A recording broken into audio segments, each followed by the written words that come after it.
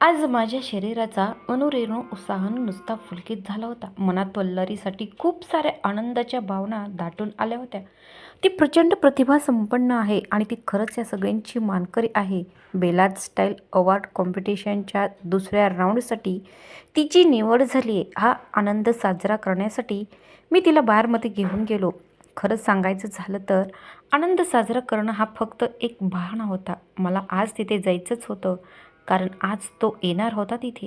मी जेव्हा जेव्हा त्याच्याविषयी विचार करू लागतो, माझ्याही नकळत माझ्या चेहऱ्यावर हसू पसरू लागतं. काय सांगू मी तुम्हाला, तो जगातील सगळ्यात मादक पुरुष आहे. आम्ही जसे त्या क्लबमध्ये पोचलो, कीर्तीनं लगेचच काही शॉट्स ऑर्डर केले. वा वा, आत्ता खरी मजा येणार. तसंही आम्हाला ते हवेच होते. शेवटी आम्ही इथे आनंद साजरा करायला आलो होतो ना. याखेरीज माझी स्वतःची अशी काही गणितही मी मांडून ठेवली होती, खास त्यांच्यासाठी. आज मी त्याला डेटसाठी विचारणार होतो, तेही अगदी सगळ्यांसमोर.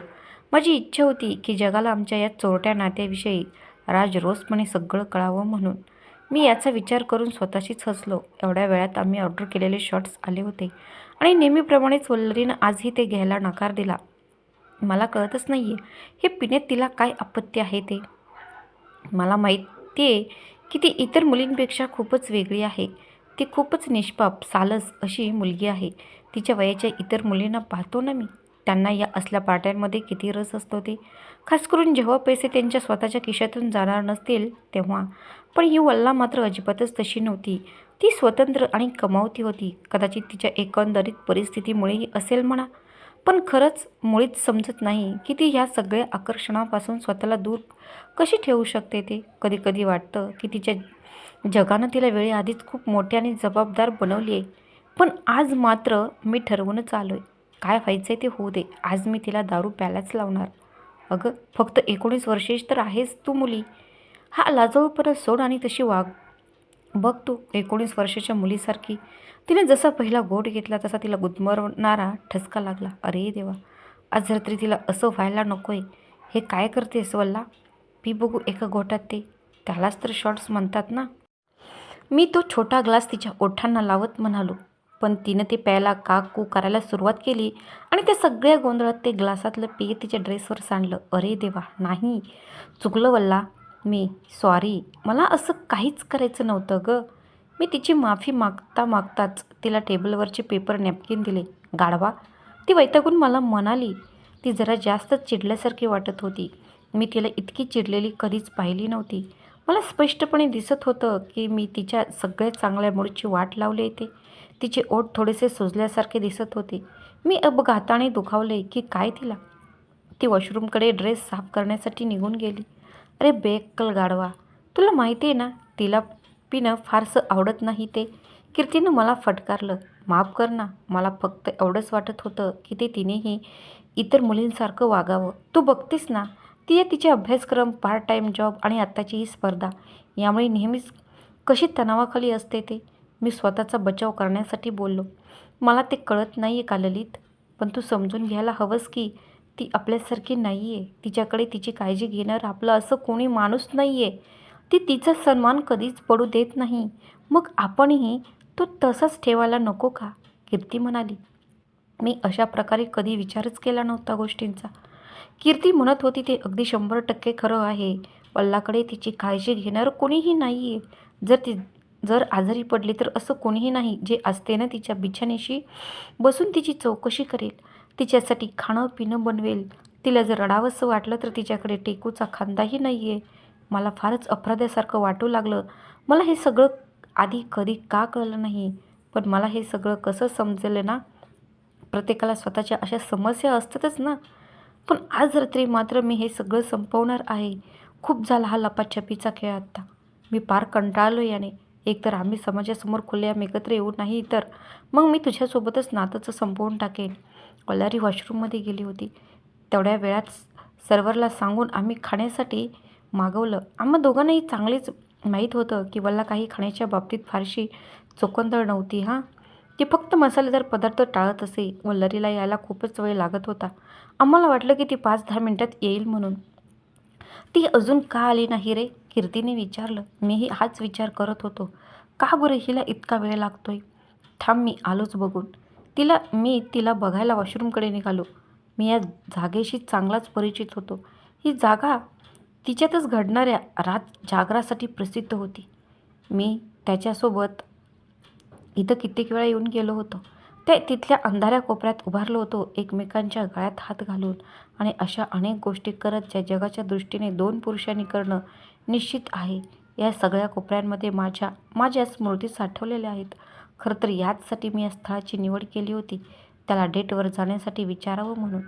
मी तो लांबलचक बोळकांड्यातून बाहेर पडलो. तोच मला एक मुलगी धावत बारमधून बाहेर जाताना दिसली. वल्ला होती का ती? मी तिला हाक मारणार तेवढ्यात ती माझ्या बाजूने बारच्या बाहेर निघूनही गेली.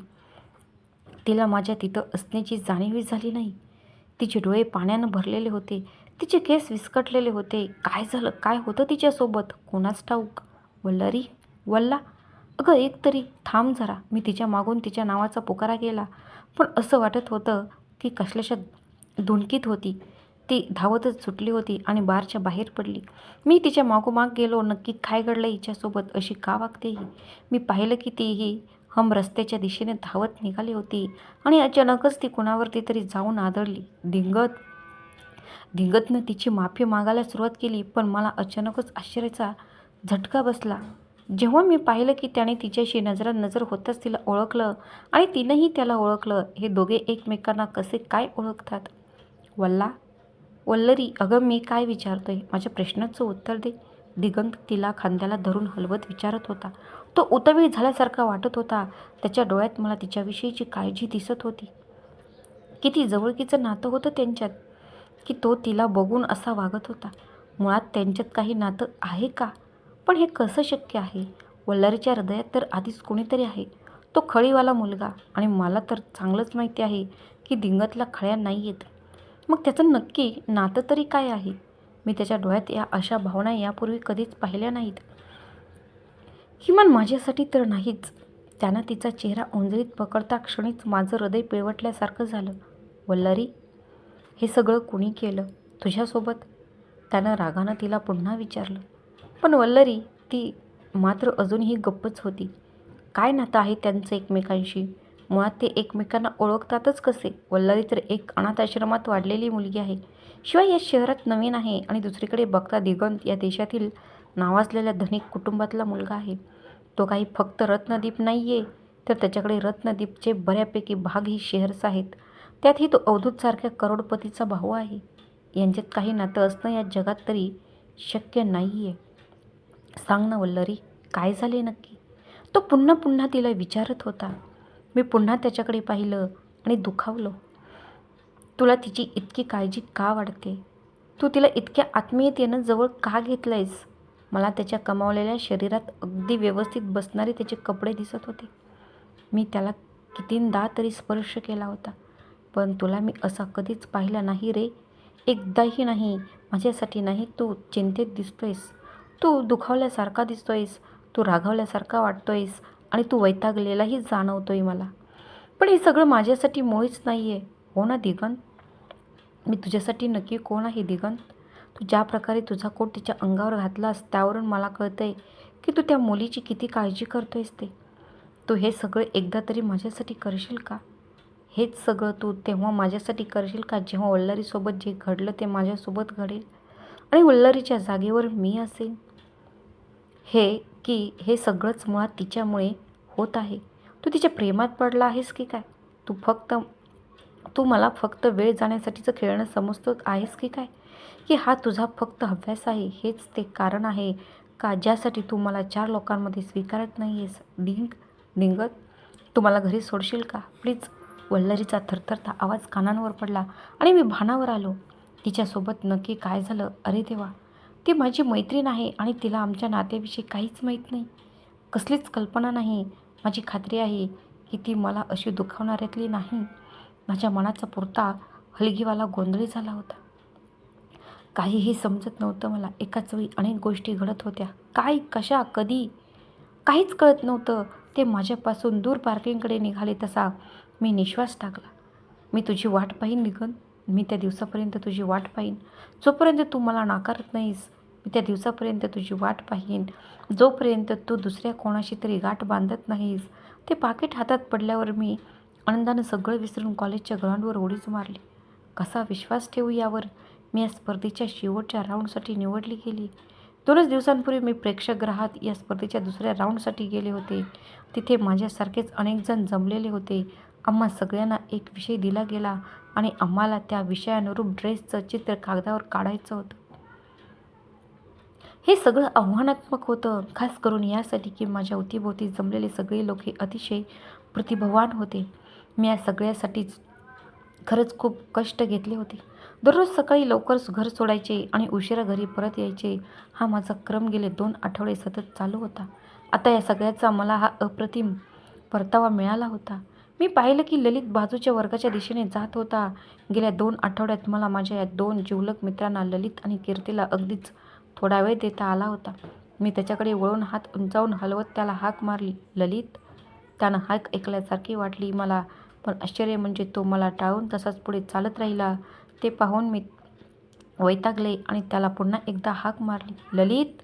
मला पक्की खात्री होती की त्यानं माझी आत्ताची हाक नक्कीच ऐकली होती. खरं तर माझी ती हाक तिथे असलेल्या सगळ्यांनीच ऐकली होती. सगळ्यांनी माझ्या आवाजाच्या दिशेनं माना वळवल्या, पण फक्त एकट्या ललितनं त्याला प्रतिसाद दिला नाही. तो तसाच चालत राहिला. मी त्याला गाठण्यासाठी त्याच्या मागे धावले, पण मला पुन्हा आश्चर्याचा धक्का देत तो माझ्यासमोरून निघून गेला. याला काय झालं? मी जवळजवळ त्याच्या मागून त्याच्या नावाने हाका मारत होते, "ललित, थांब ना." पण तो काही थांबायचं नाव घेत नव्हता. शेवटी एकदाच मी त्याला गाठलं आणि त्याच्या हाताला मागून धरत त्याला थांबवलंच. तो मागे वळला आणि त्यानं माझ्या डोळ्यात पाहिलं. "कोण आहेस तू?" त्यानं मला विचारलं. "ललित, अरे बरा आहेस ना?" मी गोंधळून त्याच्याकडे पाहत विचारलं. मी विचारलं, "कोण आहेस तू?" त्यानं गंभीर सुरात त्याचा प्रश्न पुन्हा विचारला. इतका गंभीर मी त्याला कधीच पाहिला नव्हता. नक्कीच काहीतरी चुकतंय. "तू नक्की कोण आहेस, वल्लरी?" त्यानं माझ्या नावासकट पुन्हा त्याचा प्रश्न विचारला. "ललित, तू मला ओळखतोस?" माझा गोंधळ अजूनही संपला नव्हता. "जा गं, ज्या वल्लरीला मी ओळखतो ती तर अगदी निष्पाप अनाथ मुलगी आहे, जी या शहरात नव्यानंच आली आहे. तिचा दिगंत रत्नदीपसारख्या बड्या आसमाशी कसलाही संबंध नाहीये." त्याच्या त्या शेवटच्या शब्दांनी मी थिजून गेले. याला हे सगळं कसं कळलं असेल? त्याला नेमकं किती आणि काय काय माहीत आहे? त्याला आमच्या लग्नाविषयी पण माहीत असेल का? आणि याच सगळ्या गोष्टींनी तो इतका चिडलेला असेल का? "अरे दिगंत माझा फक्त मित्र आहे ललित."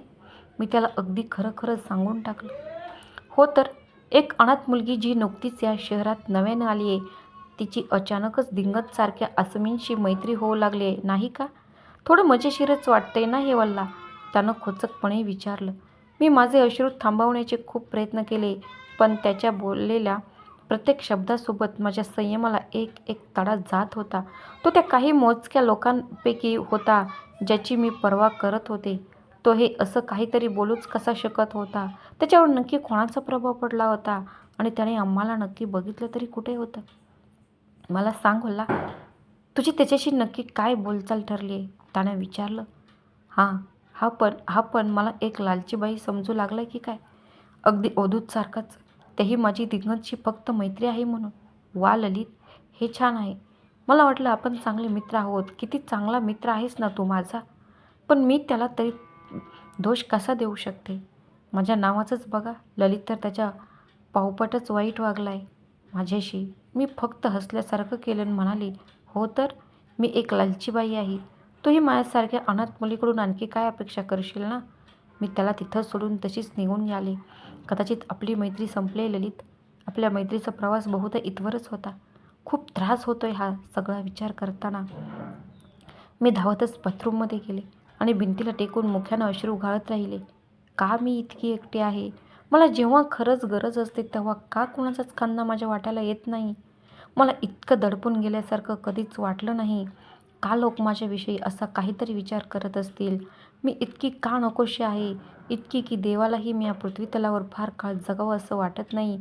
खरंच मी या सगळ्याच्या लायकीचीच आहे का? आजी. अचानकच माझ्या मनात अवधूतच्या आजीचा विचार आला.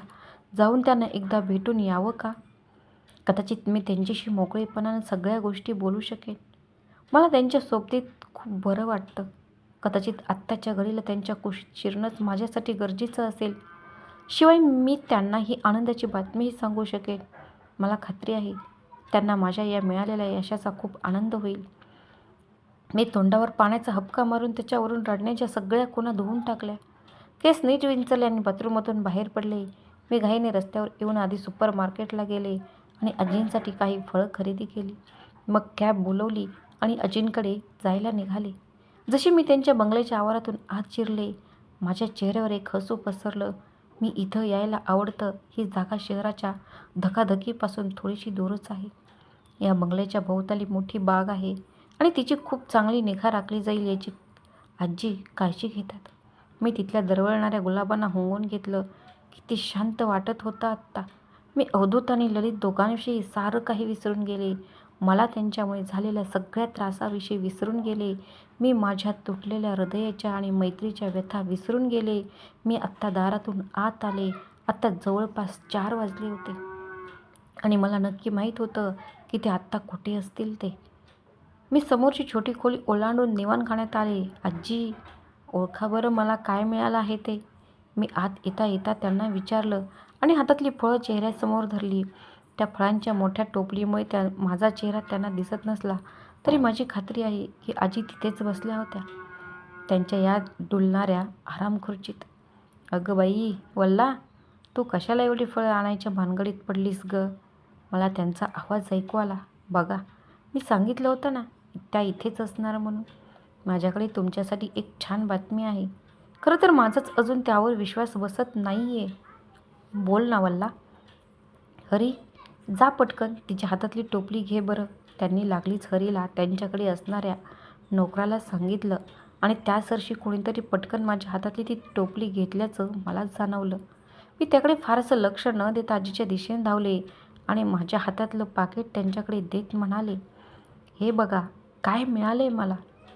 हे काय आहे वल्ला? ते पाकीट उघडतानाच त्यांनी विचारलं. जेव्हा त्यांनी त्या पाकिटातले कागद काढून वाचले तेव्हा त्यांचे डोळे आश्चर्याने विस्फारले. वल्ला, तू बेलासच्या स्पर्धेत भाग घेतला होतास? त्यांनी आश्चर्याने मला विचारलं. हो आजी, आणि बघा ना, मी शेवटच्या 10 स्पर्धकांमध्ये निवडली गेली आहे. तुमचा विश्वास बसतोय का यावर? हे माझं स्वप्न होतं आजी, की मी ही स्पर्धा जिंकावी.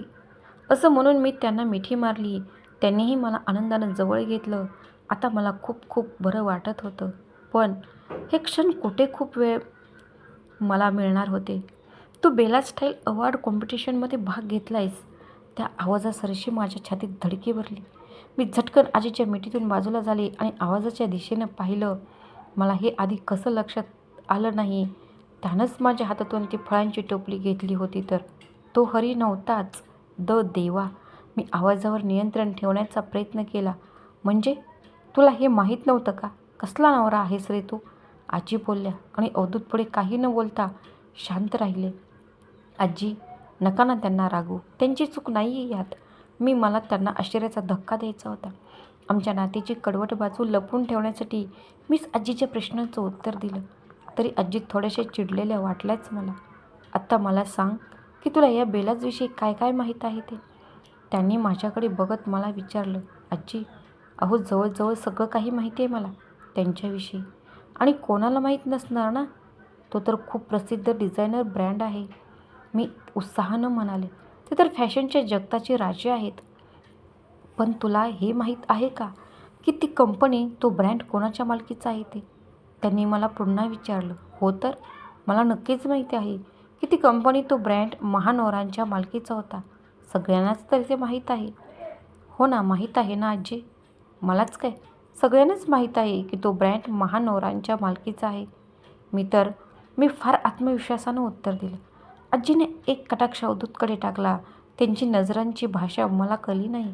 पण आजी हसून मला म्हणाल्या, तू खरंच खूप प्रतिभावान आहेस वल्ला. फारच नशीबवानानं ही अशी संधी मिळते बाळा. पण आता तो महानोरांच्या मालकीचा राहिलेला नाही आहे. अवधूतनं तो गेल्याच वर्षी विकत घेतला आहे. हे सगळं त्या प्रख्यात सुपर मॉडेलसाठी केलं त्यानं. काय बरं तिचं नाव? हां, लीला. ती त्या महानोरांच्या ब्रँडची ब्रँड ॲम्बॅसिडर होती. अवधूतची इच्छा होती की ती आपली ब्रँड ॲम्बॅसिडर व्हावी म्हणून. आणि तुला तर अवधूतचा स्वभाव माहीतच आहे. त्याला जे हवं असतं तो ते मिळवतोच. त्यानं महानवरांकडून तो सगळाच ब्रँड विकत घेतला आणि मी तुला सांगते की ही अजिबातच वाईट गुंतवणूक नव्हती. हे सगळं ऐकून माझं हृदय गर्तेत बुडालेल्या माणसासारखं धडपडलं. माझा सगळा आनंद क्षणात कुठच्या कुठे नाहीसा झाला. तर हे सगळं असं आहे तर तुम्ही अख्खा ब्रँड खरेदी करू शकतो, तोही फक्त तुमच्या प्रेयसीसाठी.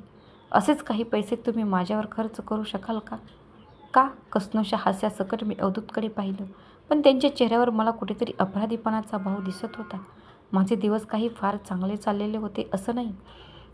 हे सगळं का होत होतं काय माहीत. हल्ली मला वल्लरी फारच क्वचित दिसत होती.